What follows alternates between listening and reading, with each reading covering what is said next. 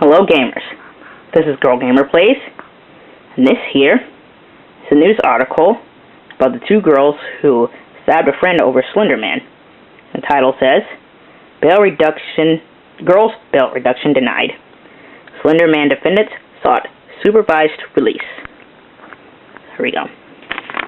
The picture here is of Anissa Wire. I hope I didn't mispronounce her name, but Anissa Wire. And it says, it's brought to Waukesha courtroom for bail modification hearing on Friday. The request was denied. Then this here is Morgan Geyser, the other girl who I believe was the one who held her friend down. And it says Morgan Geyser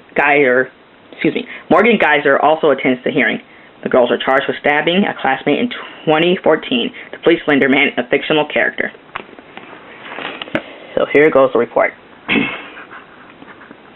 And it says, Waukesha, two girls charged in the Slenderman stabbing case lost motions to reduce their $500,000 bail and live with family under strict monitoring under their trial.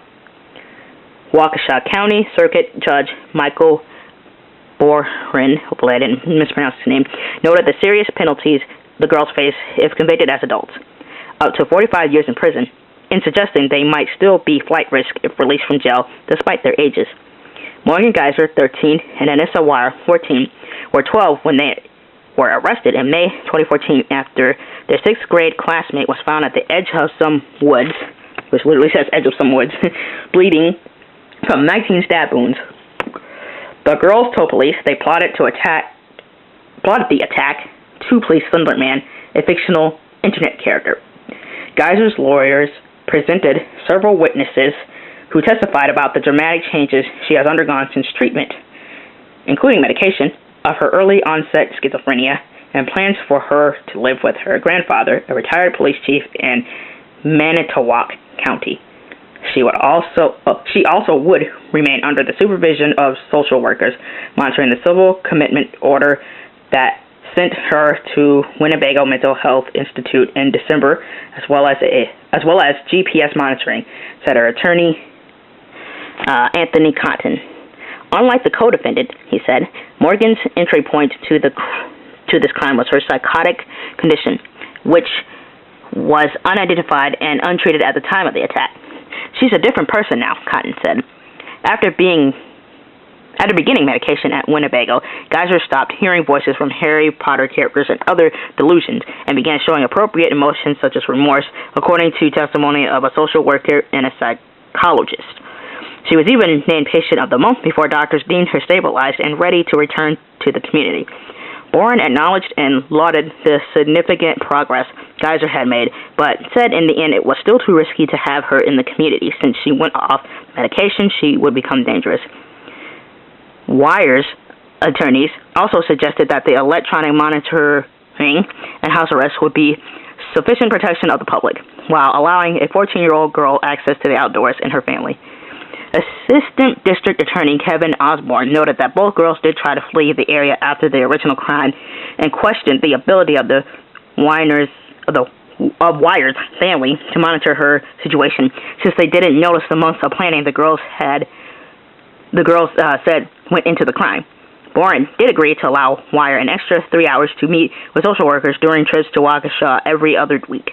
The girls will return to the Washington County Juvenile Detention Center in West Bend. Their appeals of Boren's earlier decisions not to transfer their cases to juvenile court remain pending.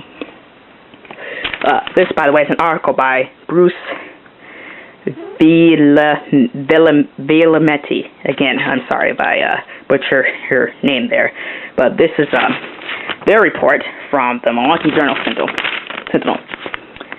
Needless to say, these two were already screwed because they were 12 at the time of the attack. And as you recall from my earlier video, when I said, when you're 10 in Milwaukee and you commit a serious crime, you're going to be treated as an adult. These two were 2 years over, and now one is 13 and the other is 14. 9 out of 10, they probably aren't going to get bail. And then it says here, their appeals of Boren's earlier decision not to transfer their cases to juvenile court remain pending. They're probably not going to get it because they're 13 and 14. you're pretty much being tried as an adult now. I mean, by that age, you're like 3 or 4 years over. And by the time they committed the crime, once again, they were 2 years over the 10-year-old age. I don't know, guys. I mean, again, when I first heard about it, I was so confused because I'm like, you know, why on earth would the game Slenderman make you do this? But I didn't realize that there were creepypastas about Slenderman, as there are creepypastas about Teletubbies, creepypastas about, Garfield, Rugrats. There are creepypastas about everything. So, you know, after learning that, it's like, okay, now it makes sense. Well, I don't know. These girls are in big trouble, that's all I can say. So this is Girl Gamer Plays. Thank you for watching and listening. I hope to bring you guys another video soon. Again, thanks for watching and listening.